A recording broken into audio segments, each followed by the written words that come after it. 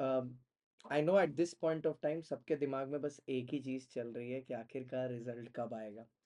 देखो, दो सिचुएशन होती है, एक होता है एग्जाम देने के पहले का टाइम और एक है एग्जाम देने के बाद की एंग्शियसनेस।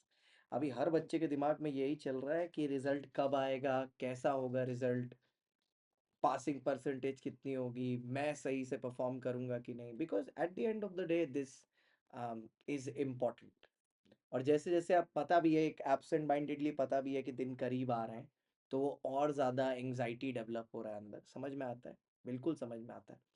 लेकिन सर फिर से मैं यही चीज़ बोलूँगा, हमेशा मैं ये चीज़ बोलता हूँ, जब ये समय आ रहा है ना, ये समय लंबा चलेगा।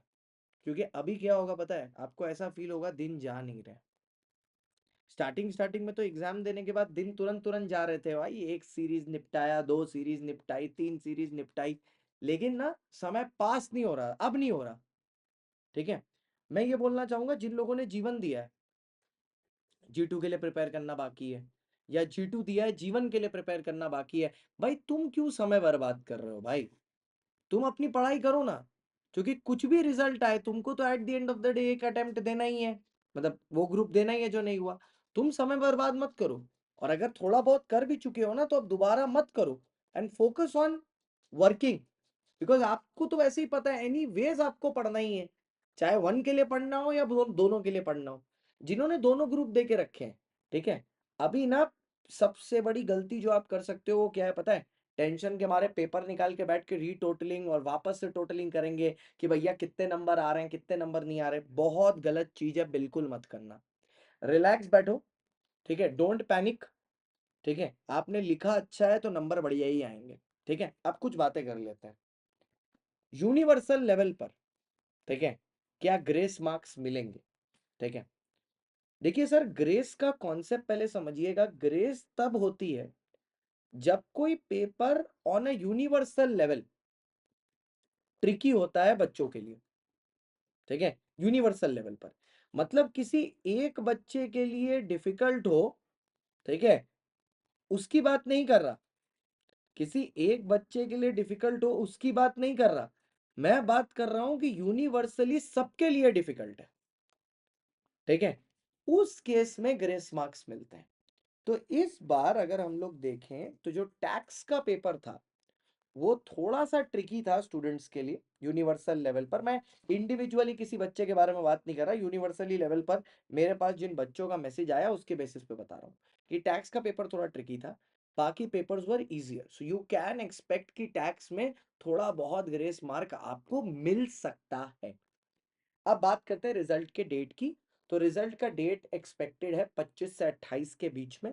जैसे लास्ट टाइम आईसीआई ने इंटर और फाउंडेशन का रिजल्ट एक साथ दिया था, so we are expecting maybe शायद एक साथ ही आ जाए।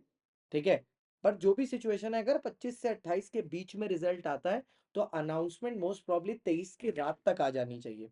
ठीक है, so you stay keen on the channel. आप यहाँ पर सब्सक्राइब करके रखिए। अगर कुछ पता चलता है तो मैं आपको जल्द से जल्द बताऊंगा, अगर इसके अलावा कुछ और पता चलता है तो। उसके बाद अब जिस चीज का आप इंतजार कर रहे हो जानने की कि पासिंग परसेंटेज कितनी होने वाली है, ठीक है, expected passing percentage for both group is expected to be somewhere around 7%। Last time भी मैंने 5% बोला था, तो बहुत लोगों ने बोला था इतना कम कैसे हो सकता है, बट आई थी।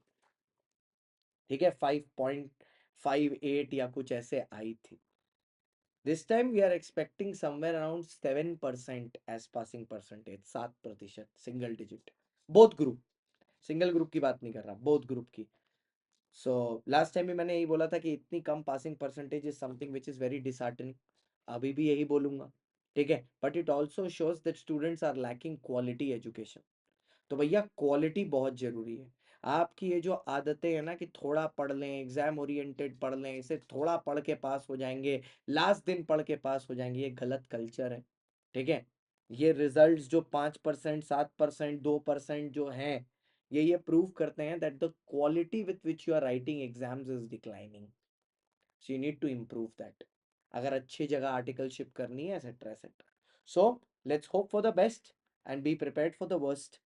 अब मैं आपका दोस्त, आपका होस्ट, आपका एजुकेटर सीएस शांतन गुप्ता। और कुछ इन्फॉर्मेशन चाहिए हो तो नीचे कमेंट ज़रूर करिएगा। चैनल को सब्सक्राइब कर लीजिएगा, वीडियो को लाइक कर दीजिएगा। Bye bye, see you, Tata.